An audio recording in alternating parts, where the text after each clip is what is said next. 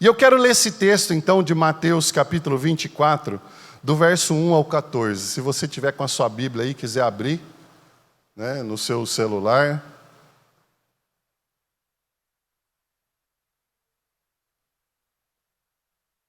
Ou se você quiser acompanhar aqui no telão também, fique à vontade.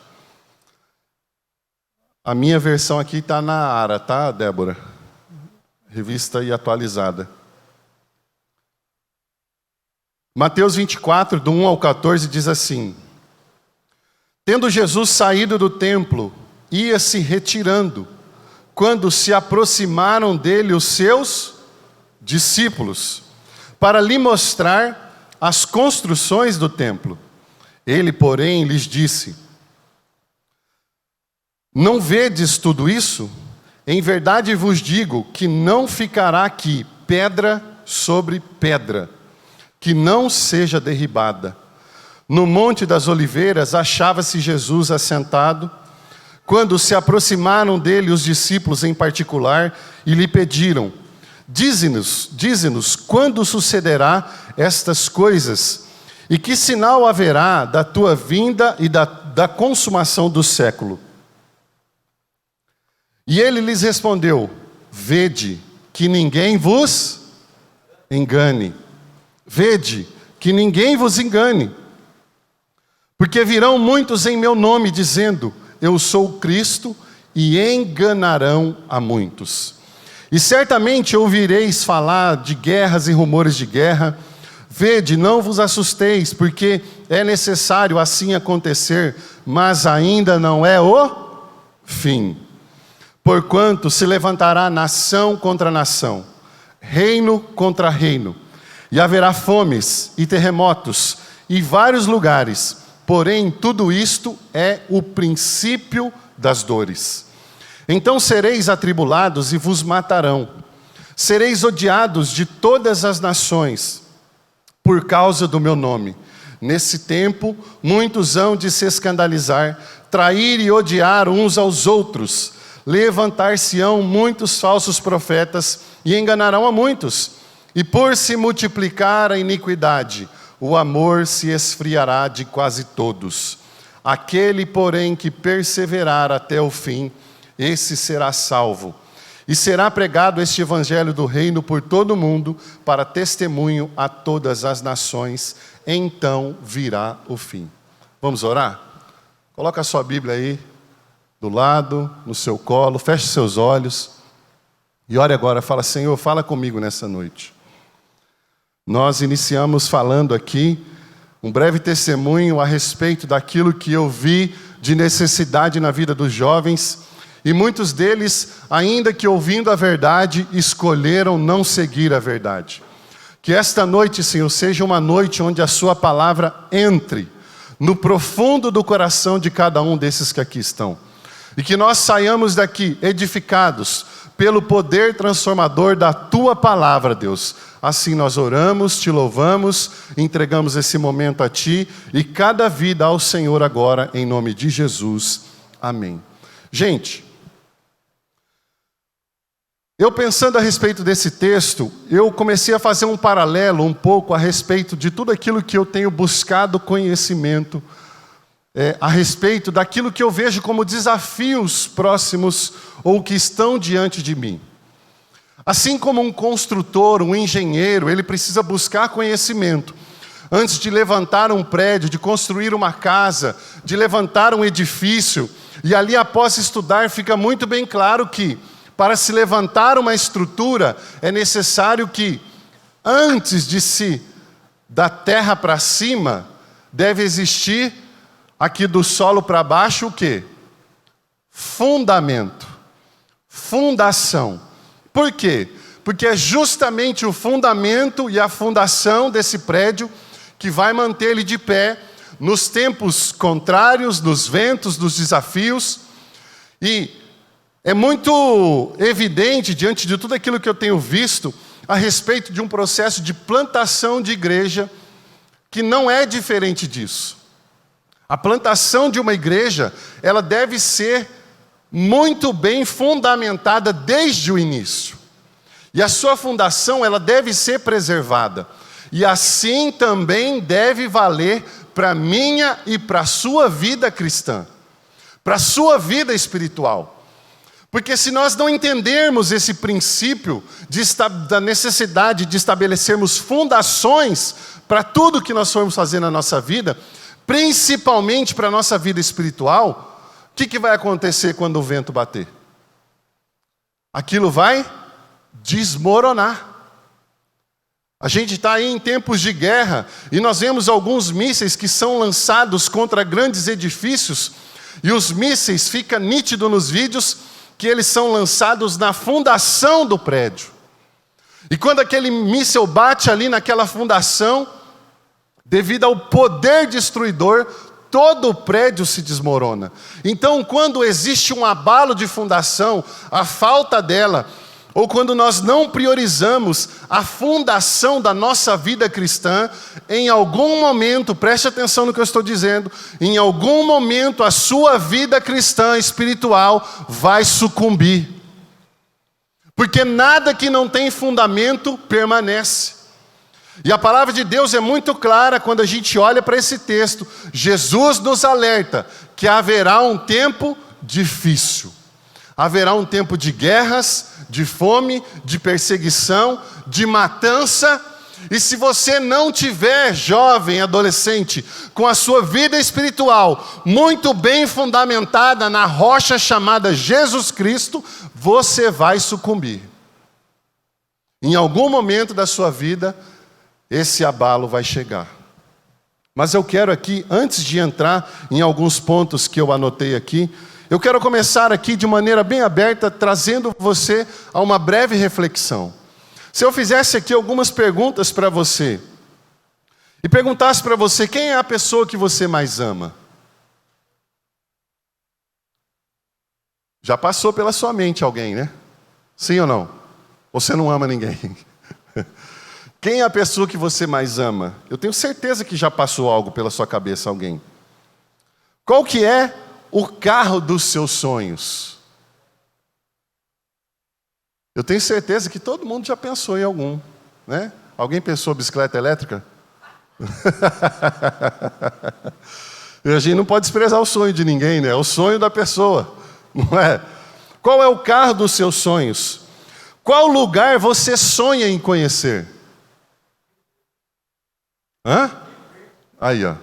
Tá facinho de resolver isso. Não é? Cada um tem um lugar que sonha em conhecer. E a última pergunta, que eu quero então já começar a entrar aqui abordando o tema que eu quero adotar nessa noite é: o que é para você ter uma vida de sucesso? Sabe, por que você perguntou, pastor, isso antes? Carro, lugar. Sabe por quê? Porque as respostas que nós tivemos, ou que vieram à nossa mente, mostram para nós o que existe de prioridade e conceito no nosso coração. Talvez, a hora que eu perguntei para você de alguém que você mais ama, talvez você pensou numa moça que você está apaixonado, no seu pai, na sua mãe, não é? Talvez você pensou em mim. É bem provável, não é, filha?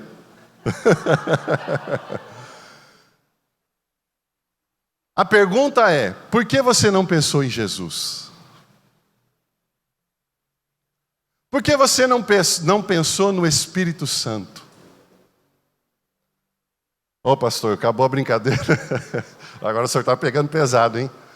A pergunta é: quando você pensou num meio de transporte, num carro dos seus sonhos, por que você não pensou no céu enquanto você vai se transportar de um lugar para o outro, sem precisar de uma Ferrari? Você vai ser a Ferrari. Quando eu perguntei para você de um lugar que você sonha em conhecer, por que você não pensou no ambiente de Deus, das regiões celestiais? Por quê?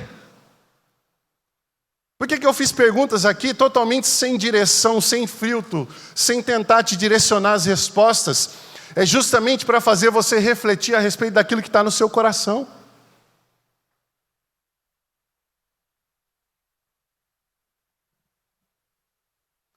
Você pode pensar então que isso é fanatismo, pastor. Isso é fanatismo. Se eu falar, por que eu tenho que pensar em Jesus? É lógico. Uai, se é lógico, por que você não pensou? Não é? Isso revela o que está no nosso coração e na nossa mente. Eu não estou querendo dizer com isso que eu não preciso pensar nas coisas dessa terra, não tem nada a ver. Mas é uma coisa que eu preciso refletir. E olhando para esse texto, já entrando nele, olha o que diz o verso 1. Tendo Jesus saído do templo, ia se retirando. Onde Jesus estava? Saindo do templo. Ele estava se retirando. Quando se aproximaram dele, quem? Os discípulos, gente. Quem que é discípulo? É quem anda com Jesus. É quem está com Jesus. Olha só como que nós muitas vezes somos chamados, denominados discípulos, mas alguma coisa deve ser trabalhada no nosso coração. Quem foi até Jesus eram os seus discípulos. E o texto fala assim, para lhe mostrar as construções do templo. Gente, existia, humanamente falando, uma exuberância na obra do templo.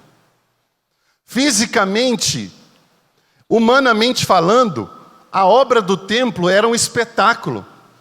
Aqueles discípulos, sabe o que eles estavam falando? Jesus, olha que obra poderosa, olha isso. Olha que beleza. Olha que arquitetura, como deve ser a cabeça de um homem que pensou a estrutura de um prédio desse. Olha que engenharia. Aqueles discípulos, quando fazem isso, eles estão evidenciando que existe um conceito de algo glorioso no coração deles. E esse conceito se limitava, nesse caso especificamente, àquela obra do templo.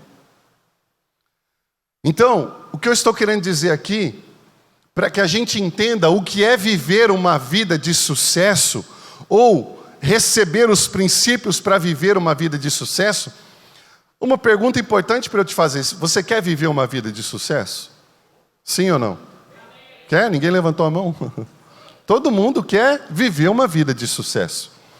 Agora, algo fundamental e primordial a gente já começar a aprender aqui, é que existe a necessidade de nós provocarmos em nós mesmos ou estarmos abertos para um alinhamento de conceitos. Por que eu estou falando que existe a necessidade de se alinhar conceitos? Porque às vezes você pode ter um conceito de sucesso diferente do conceito de sucesso que está na palavra. Vocês estão entendendo onde existe um conflito? Às vezes, devido à sua formação, à sua criação, à influência do ambiente que você viveu, aquilo que vocês têm visto nas redes sociais, no TikTok, no Facebook, no Instagram, tem influenciado e gerado dentro de você, na sua mente, no seu coração, um conceito de sucesso. Agora, onde existe o perigo? Quando esse conceito de sucesso conflita com o conceito de sucesso que a palavra de Deus nos dá. Eu até gravei um vídeo agora à tarde falando, era um pouco um spoilerzinho, né, daquilo que eu ia trazer hoje. E falei a respeito de uma visão bíblica, a respeito de princípios para uma vida de sucesso. Porque eu poderia falar várias coisas aqui, vários princípios para uma vida de sucesso, mas é um sucesso condicionado àquilo que muitos coaches têm pregado, muitos professores na faculdade, muitos vídeos na internet, mas que não tem nada a ver com o conceito de sucesso que verdadeiramente deve ser válido na vida de um cristão, que está explícito na palavra de Deus.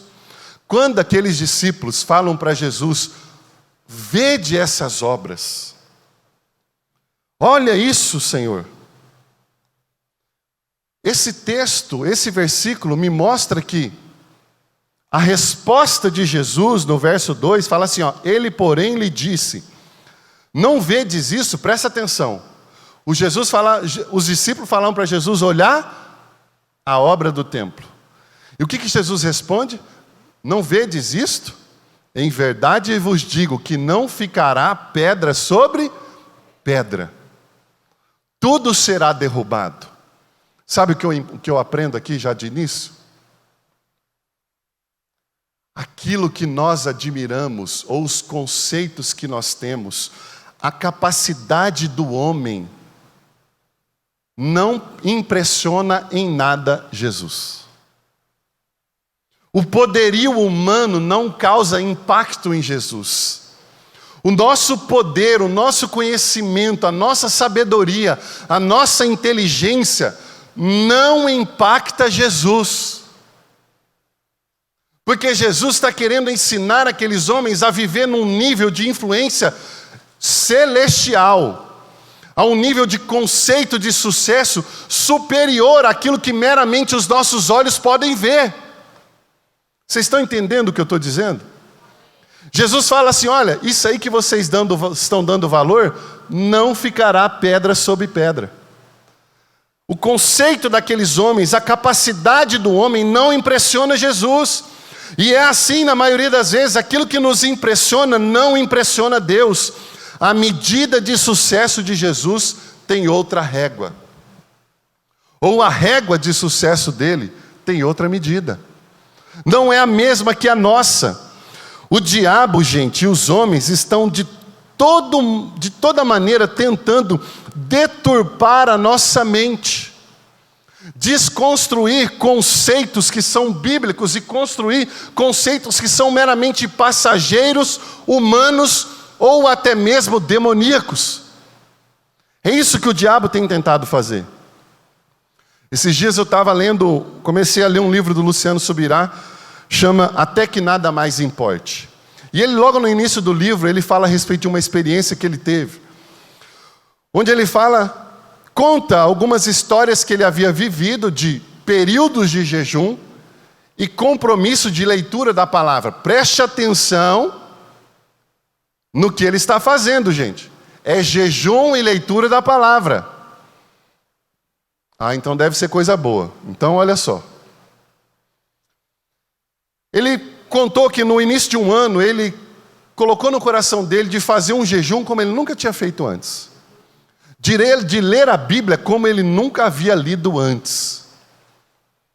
E ele tinha proposto aquilo e havia se dedicado já no começo do ano, determinado naquele jejum, e depois de terminado o jejum, de um período que ele nunca tinha feito, de um jeito que ele nunca tinha feito, dedicado na leitura da palavra, e um dia numa reunião inicial de ano ali, de início de ano, eles estavam reunidos em um lugar para fazer uma reunião simples. E ele fala que de repente alguém passou a mão num violão e começou a tocar ali, e de repente houve um mover naquele lugar, muito quebrantamento, muito constrangimento diante da presença de Deus, e ele também foi tomado por esse constrangimento. E ele diz que ao mesmo tempo ele foi levado a um sentimento de acusação, de que tudo, tipo assim, parece que está tudo tão simples. Uma pessoa começou a tocar um violão e um negócio começou a acontecer, Deus começou a operar, mas e eu? Eu estou fazendo jejum, eu estou lendo a Bíblia.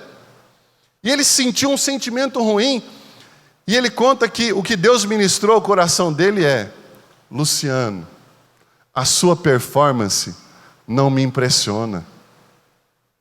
Nós achamos que aquilo que nós fazemos impressiona a Deus. Nós achamos que o pregar meramente bem impressiona a Deus. Tocar meramente bem impressiona a Deus. Estar na igreja todos os cultos impressiona a Deus. Eu preciso que você entenda que existe algo muito mais fundamentado do que meramente o que os homens podem ver.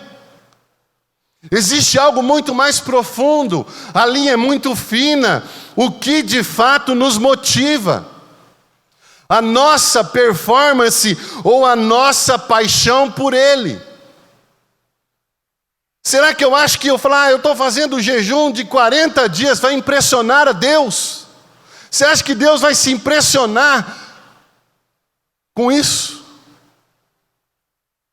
Nós fazemos jejum para quebrar a nossa carne, não é para impressionar Deus, não.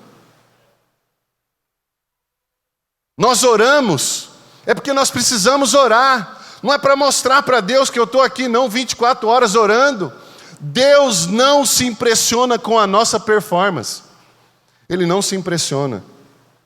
Então a primeira coisa que você precisa ter muito bem claro na sua mente nessa noite: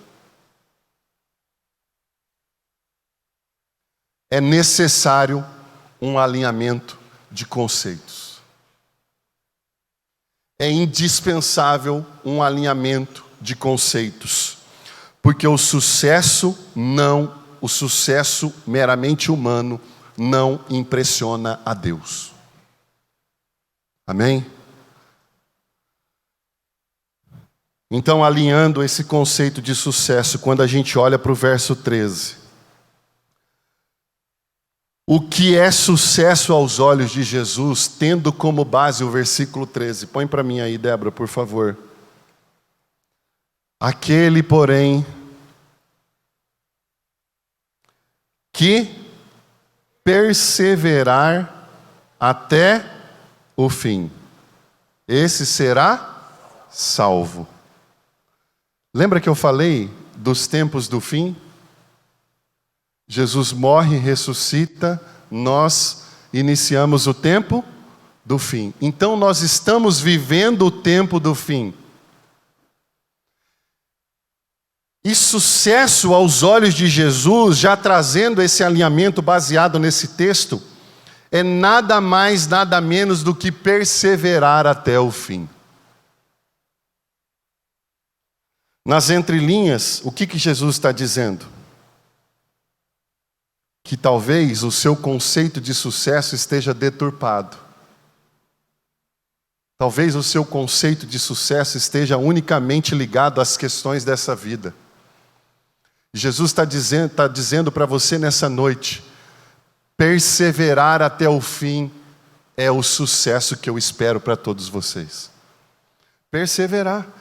Essa palavra no original, no grego, é upomeno, que refere-se à ideia, gente, presta atenção, permanecer firme, aguentar ou suportar adversidades.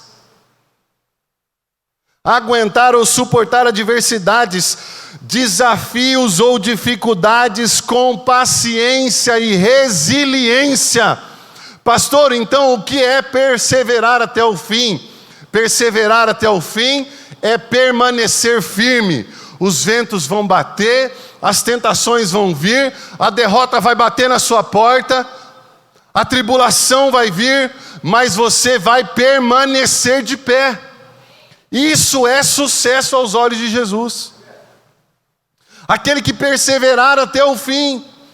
Não adianta nada, meu querido jovem, adolescente, entenda isso. Você entregar a sua juventude aqui. A igreja, gente, não é ponto de chegada, a igreja é um ponto de partida. Pastor Carlito Paz sempre diz isso. A igreja não é o final, é o início. A sua vida começa a partir daqui. Não adianta nada você dedicar uma juventude a Deus e quando chegar na faculdade você se entregar aos prazeres da carne. Você se entregar às corrupções mundanas. Você se entregar ou deixar com que o diabo, os homens, muitos professores, tutores, coaches da vida, deturpem o conceito de verdadeiro sucesso na sua vida. Não, sucesso é ter dinheiro. Sucesso é ter uma boa esposa bonita, um marido bonito. Sucesso é andar de carro do ano. Tudo isso pode ser sucesso aos olhos dos homens. E pode até ser que Deus tenha isso para você. Mas o conceito de sucesso aos olhos de Jesus, principalmente baseado nesse texto, é extremamente superior a essas coisas passageiras. Você está entendendo o que eu estou querendo te dizer? Alinha o seu conceito de sucesso com o conceito de sucesso de Jesus, onde Ele diz para você e para mim hoje: aquele que perseverar até o fim receberá a coroa da vida. Esse será salvo. É resistir mesmo diante das tribulações. Mas pastor, fala um pouquinho mais sobre perseverar em meio ao que? O texto fala, né? Verso 3, e depois do 6 ao 11, olha aqui o que Jesus vem falando. Pastor, eu já entendi que às vezes eu tenho um sucesso deturpado, um conceito de sucesso deturpado. Eu já entendi que eu preciso alinhar o meu conceito de sucesso. Eu já entendi que eu preciso ter fundamentos para permanecer. Mas me fala agora um pouquinho então sobre o que é que Jesus está querendo mostrar que eu vou ter que resistir. Jesus não engana ninguém. O evangelho que prega, vem para Jesus e tudo se resolve, é mentira. Vem para Jesus e a sua vida vai ser um sucesso no conceito dos homens, é mentira. Dê o seu dízimo e você vai ficar rico, é mentira. Vem para Jesus e você vai ser curado, é mentira. Ele pode te trazer riqueza, Ele pode te curar, mas no processo das enfermidades, da falta de dinheiro, das tribulações, é onde Ele coloca o nosso coração na moinha. O texto que foi lido aqui pela Fernanda, de Filipenses, fala o quê? Aprendi a viver bem nas situações boas. É isso que fala? Por que ele fala, gente, que ele aprendeu a viver bem tanto nas situações, olha lá, sei o que é passar necessidade. Isso mostra um evangelho que não nos blinda contra as dificuldades da vida. Não nos blinda. Eu já vou acabar? Eu estou na introdução. Olha só. Estou brincando, gente. Vai ser mais dinâmico aqui, tá? Olha o que Jesus fala. A profecia do versículo 1 se cumpre, mais especificamente no ano 70, quando Jerusalém é destruída pelos romanos. E há ali, então, depois daquele tempo, uma dispersão do povo de Deus. E só em 1948, em que o povo volta para a sua terra. E aí entra aqui, então, no texto, no verso 3 e depois do 6 a 11, Jesus vem discorrendo a respeito das evidências que mostram o tempo do fim. Lembra que eu falei? Nós já estamos vivendo o tempo do fim. Olha o que ele fala. No Monte das Oliveiras achava-se Jesus assentado quando se aproximaram dele os discípulos, em particular, e lhe pediram: dize-nos quando sucederão estas coisas, e que sinal haverá da tua vinda e da consumação do século. O verso 6, e certamente ouvireis falar de guerras. Quem viu falar de guerra aí? Onde está tendo guerra? De novo, esses tempos atrás era onde? Ucrânia e Rússia. Agora, Israel e Palestina, faixa de Gaza. O Hamas contra Israel. Olha a palavra de Deus como ela é atual. E certamente ouvireis falar de guerras e rumores de guerra, porque já existem rumores de uma possibilidade de uma terceira guerra mundial, e não é a primeira vez que há rumores. Vede, não vos assusteis, porque é necessário assim acontecer, mas ainda não é o fim. Calma, gente. Calma. Verso 7. Porquanto se levantará nação contra nação e reino contra reino, e haverá fomes. Quem viu falar de fome aí? Uma das coisas que mais mata no mundo é a fome. Haverá fomes. E terremotos em vários lugares. Quem já ouviu falar de terremoto aí? Esses dias, 10 dias atrás, mais ou menos uma semana, teve terremoto. Terremotos em vários lugares do mundo. Verso 8. Porém, tudo isto é o princípio das dores. Eu preciso que vocês entendam a necessidade de se haver um fundamento na sua vida espiritual. Jovem, você adolescente, os adultos que aqui estão, entenda a necessidade de haver um fundamento espiritual na sua vida. Porque nós estamos no princípio do fim, o princípio das dores. Então sereis atribulados, e vos matarão.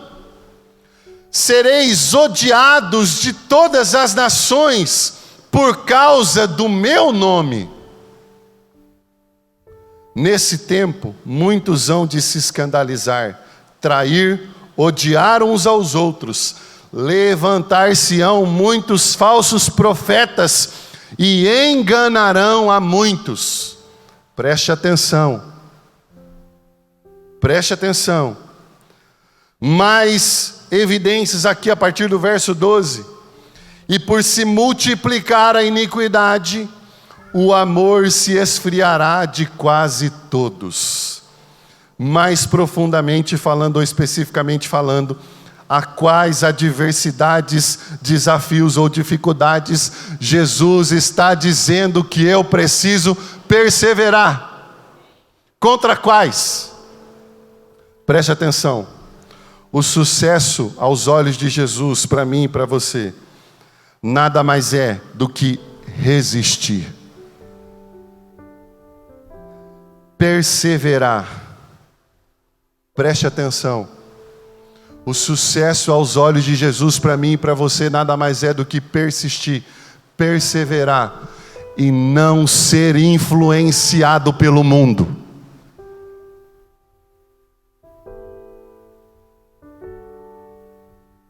Nós precisamos resistir de tal maneira que não sejamos influenciados por esse mundo.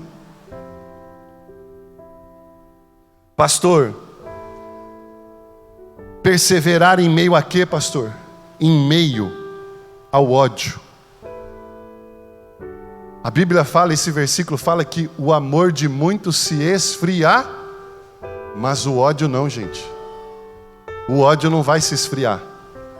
Ele só vai piorar. Pastor, o senhor veio aqui hoje para assustar a gente. É para assustar mesmo. Se você não tinha ficado apavorado na vida ainda, eu vim aqui para apavorar você. O amor vai se esfriar. Essa bandeira aí, ó, paz e amor, isso é mentira. Essa bandeira de que as coisas vão melhorar, isso é mentira. Entenda isso. A palavra de Deus sempre se cumpriu, e aquilo que ainda não se cumpriu vai se cumprir, porque Ele tem compromisso com a palavra dEle. Nós precisamos resistir em meio ao ódio, em meio a um mundo sem referências, um mundo que está perdido, que está confuso, que cada um faz o que quer, um mundo que não tem baliza moral, um mundo sem norte nenhum ético, em desintegração de conceitos familiares. O que o mundo tem tentado pregar para você? Ah, família é amor. Não, família não é meramente amor. A família estabelecida é segundo o conceito da palavra. É macho e fêmea e a sua prole.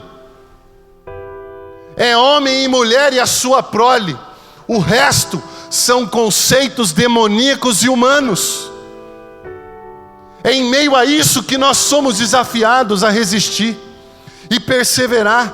A desconstrução dos conceitos, o colapso dos valores morais e espirituais.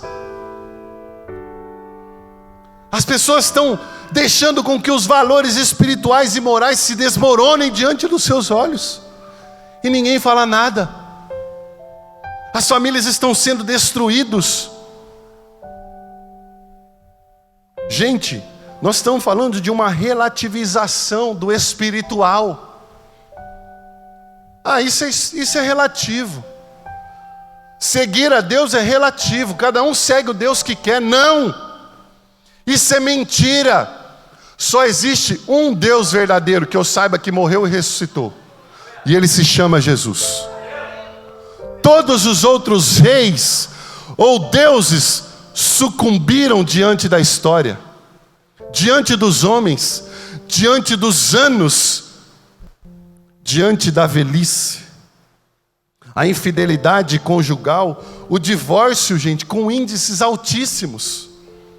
As pessoas já não têm mais compromisso, não entenderam o que é uma aliança. Elas simplesmente abrem mão de uma aliança que elas mesmas quiseram assumir. Gente, ninguém põe a cabeça de ninguém para ir casar. Mas nós precisamos entender que quando nós nos casamos, nós assumimos uma aliança. E a aliança não se quebra. Quando você quebra uma aliança, você vai colher os frutos dela. É contra isso que nós temos que perseverar. A indústria pornográfica se tornou bilionária. Poucas coisas no mundo dão tanto dinheiro quanto a indústria da pornografia. É normal, é a necessidade do ser humano, é a necessidade do inferno.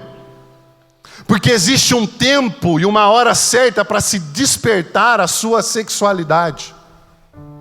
Existe um momento certo para você viver com gozo, alegria e de uma maneira que Deus vai se alegrar com você. E isso deve ser vivido dentro do casamento. É contra essas coisas que nós precisamos perseverar. E vou além. Talvez seja esse o ponto principal, que seja a raiz de eu ter até desenvolvido essa mensagem essa semana. Aqui é o ponto. Como se não bastasse, gente, nós temos que perseverar contra tudo isso. Nós precisamos então ter o cuidado de combater a corrupção religiosa. Como se já não bastasse tudo aquilo que o mundo tem tentado colocar na nossa cabeça, nós precisamos nos dar ao cuidado de combater a corrupção religiosa, onde o santo está sendo profanado justamente por quem deveria preservar a santidade. Aqui é o ponto principal dessa mensagem. O santo está sendo profanado justamente por quem deveria preservar. O surgimento, nós temos presenciado o surgimento de um falso evangelho. Não se engane.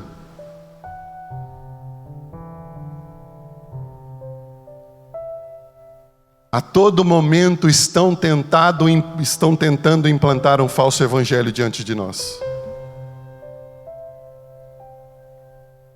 O abandono da fé saudável dentro das igrejas. Nós temos que ser perseverantes até em meio a isso. Nós precisamos ser perseverantes em meio aos desvios teológicos. Preste atenção no que eu vou te falar agora. Eu já disse aqui nesse altar que uma das estratégias do diabo talvez não seja nem mais tirar você daqui, mas seja manter você aqui dentro morto espiritualmente. Abra os seus olhos. Grandes escolas teológicas pelo mundo afora já se renderam à teologia mística, à teologia do liberalismo, do sincretismo. A teologia, quando eu digo mística, é a teologia que simplesmente se baseia em experiências, em arrepios, em algo que está sendo visto aos olhos dos homens, mas banaliza e desconsidera a raiz da palavra. É uma teologia mística. O liberalismo, gente. O que dizer então de uma teologia liberalista, onde tudo se pode, onde negam as doutrinas fundamentais do cristianismo, e as teologias sincretistas, onde existe a mistura de religiões. Não, eu me junto ali com o espírita, eu vou fazer um culto com o espírita. Eu vou fazer um culto com... aqui o católico está aqui, o católico romano está ali com a imagem dele, e eu estou aqui, nós estamos lado a lado, e nós vamos nos abraçar em paz e amor. Eu não estou falando de respeito. Respeito é uma coisa, agora se envolver espiritualmente é outra.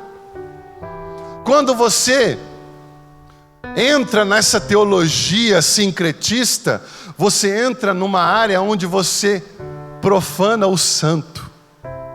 Você traz fogo santo para o altar e para a sua vida. É isso que o mundo tem tentado. Gente, Olha para as redes sociais. Olha aí para os Instagrams da vida. A comunicação hoje acontece numa velocidade gigantesca.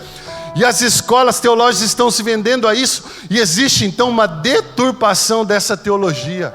À luz do dia, todo momento na tela do seu celular. E as pessoas, preste atenção no que eu vou te falar agora. Presta atenção nisso.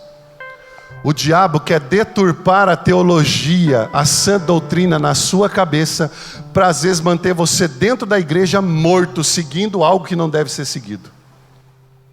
Estão deturpando. Quantos vídeos aí por esses dias eu tenho visto? Você sempre aprendeu errado sobre a segunda vinda de Jesus. Gente, abra os seus olhos. Jovens, abra os seus olhos. É muito sério o que eu estou dizendo aqui. Quantos vídeos eu tenho visto sendo esparramados nas redes sociais. Você sempre aprendeu errado a respeito do arrebatamento. Abra os seus olhos. Você sempre aprendeu errado a respeito do Espírito Santo. Não é bem assim não. O Espírito Santo não é uma pessoa não. É só uma força. Abra os seus olhos. Estão tentando derrubar os fundamentos da sua fé. E o pior, usando o diabo, gente. A palavra de Deus diz que o diabo é craque nisso. Ele faz uso de sofismas. Ele distorce a verdade e torna essa verdade algo deturpado e faz com que você acredite nela. Gente, é muito sério. Essa palavra é muito atual. Essa palavra é muito para os nossos dias. E eu quero falar aqui então para finalizar rapidamente. Porque afinal de contas o tema da mensagem é princípios para uma vida de sucesso, né? Então eu quero falar para você basicamente rapidinho aqui 2 princípios. Pastor, então eu entendi então, só para você recapitular. Eu já entendi que aquilo que muitas vezes nos impressiona, os nossos conceitos não estão de acordo com os conceitos de Deus, e isso não impressiona Deus. Eu já entendi que eu preciso trazer um alinhamento dos meus conceitos de acordo com a palavra.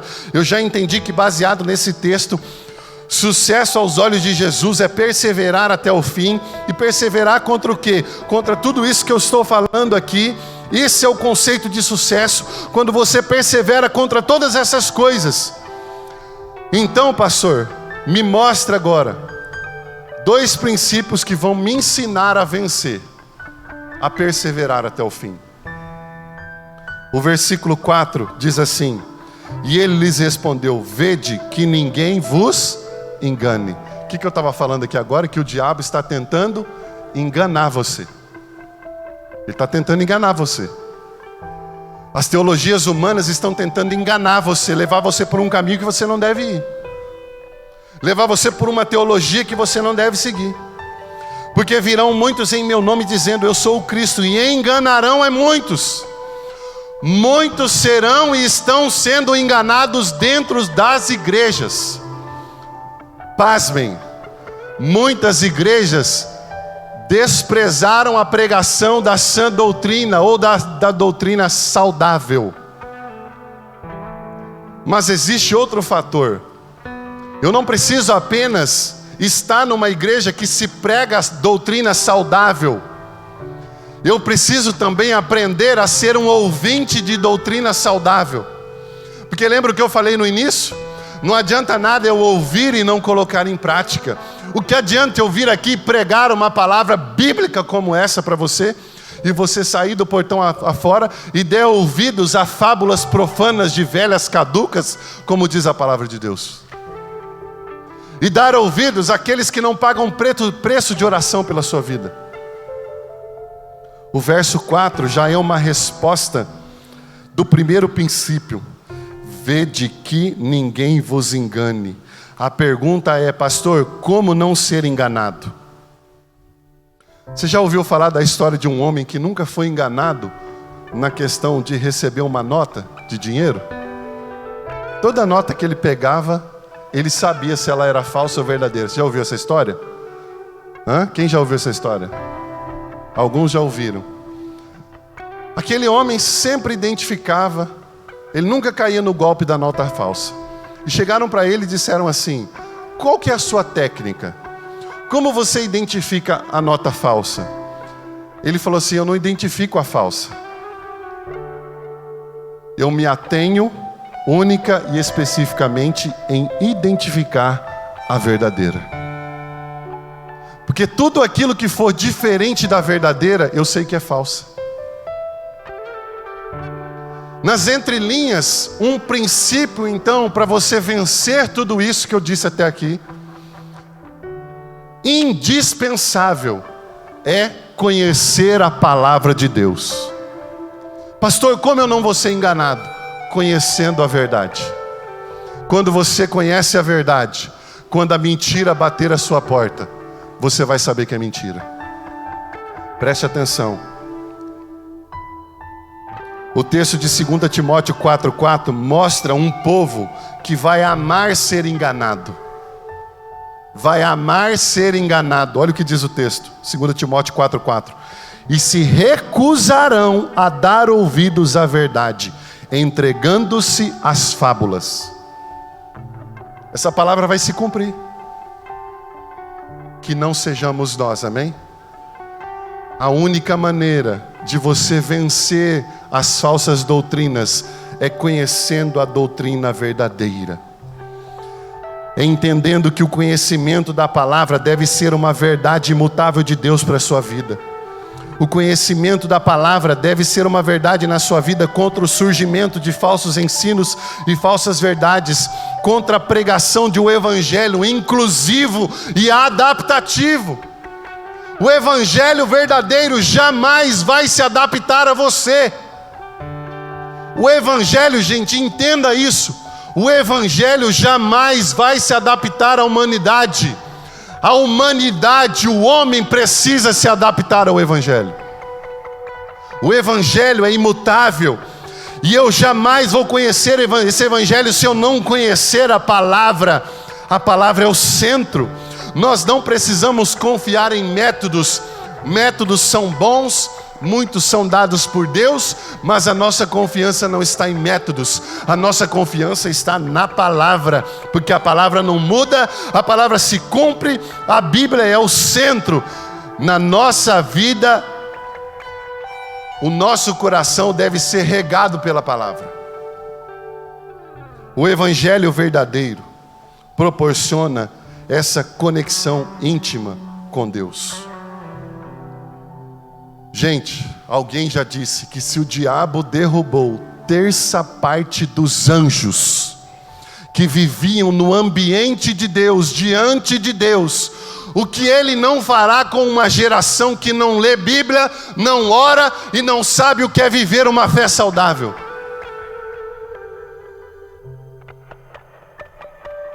O que ele não vai fazer?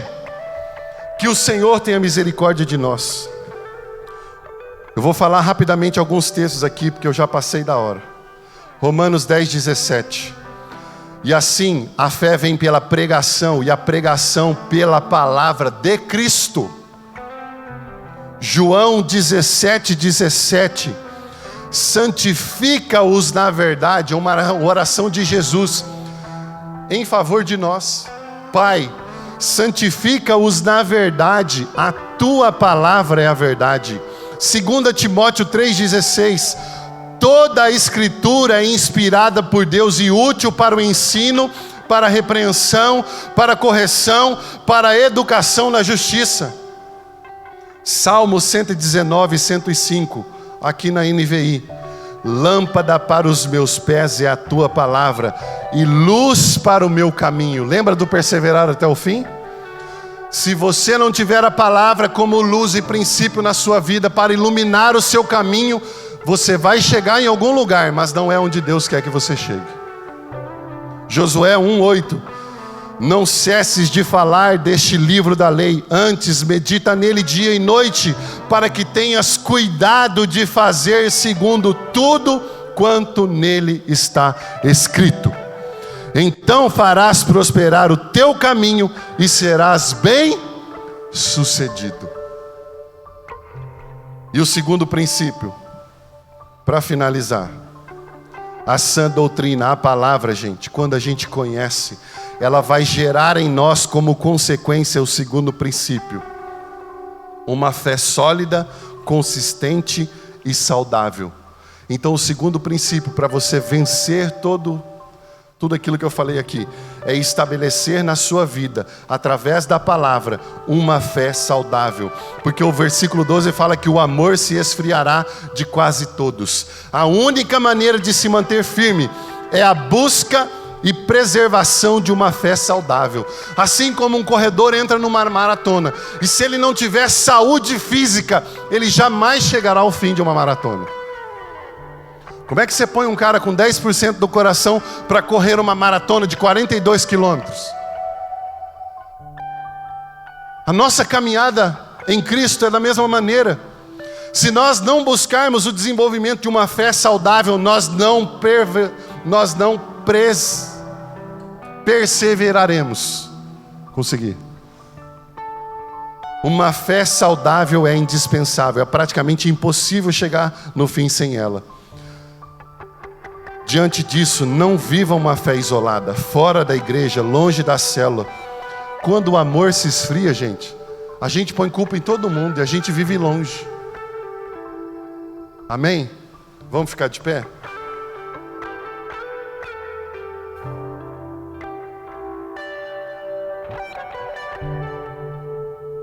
Você precisa entender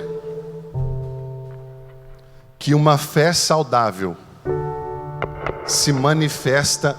Preste atenção no que eu vou te falar. Olha aqui para mim, ó. Senão você vai perder uma parte da bênção.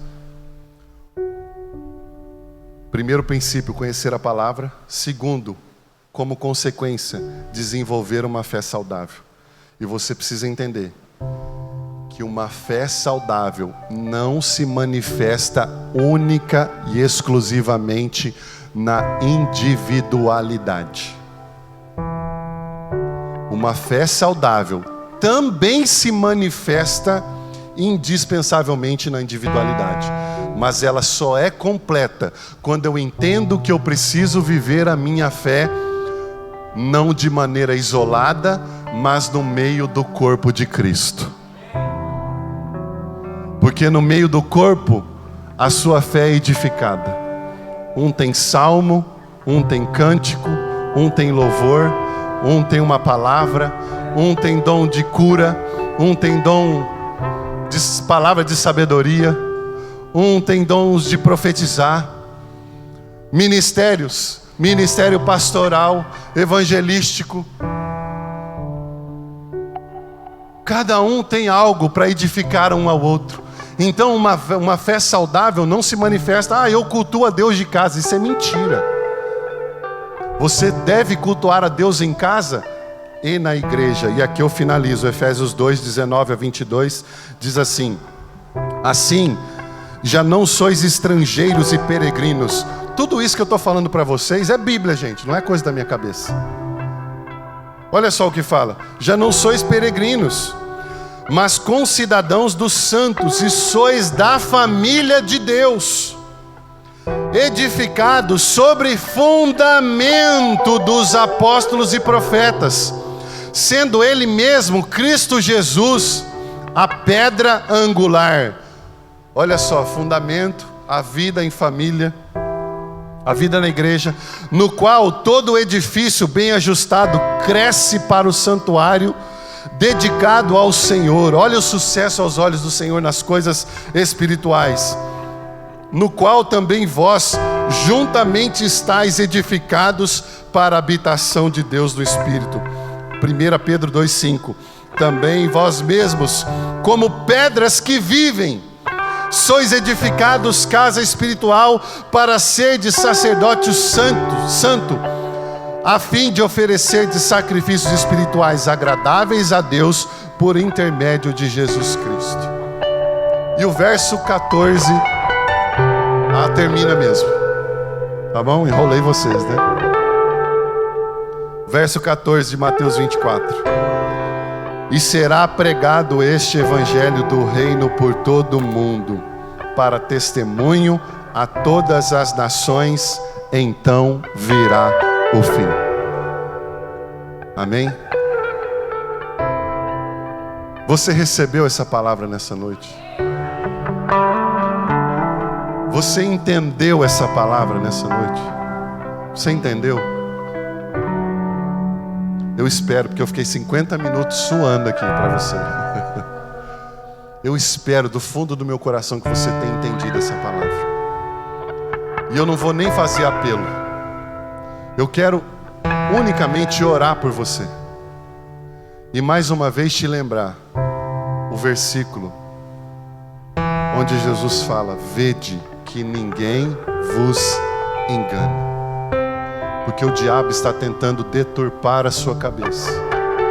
O diabo está tentando fazer você aceitar tudo aquilo que está sendo pregado aí fora. Blinde o seu coração com relação a essas coisas. Eu quero orar por você agora. Eu gostaria que você, aí no seu lugar mesmo, você fechasse os seus olhos. E se essa palavra gerou temor no seu coração, eu queria que você expressasse isso ao Espírito Santo. De que maneira? Espírito Santo, que medo. Espírito Santo, não me deixa ser enganado. Espírito Santo, blinda o meu coração contra essas coisas. Espírito Santo, me ajuda a conhecer mais a verdade de tal maneira que eu não seja enganado pela mentira. Me ajuda. Por isso, ore agora. Enquanto o louvor vai cantar uma canção aqui, eu vou orar e te abençoar em nome de Jesus. Ó Deus, eu oro nesta hora pelos teus filhos aqui nesta noite. Toma o coração deles nas tuas mãos. Blinda o coração dessa juventude contra todo o mal que está sendo pregado lá fora. E infelizmente dentro de algumas igrejas, em alguns canais ditos teológicos, ó Deus, espirituais, Senhor, blinda o nosso coração contra essas coisas. Preserva em nós, Senhor, o crescimento, os fundamentos da sã doutrina. Assim nós oramos, ó Deus, em nome de Jesus. Vamos adorar o Senhor, em nome de Jesus.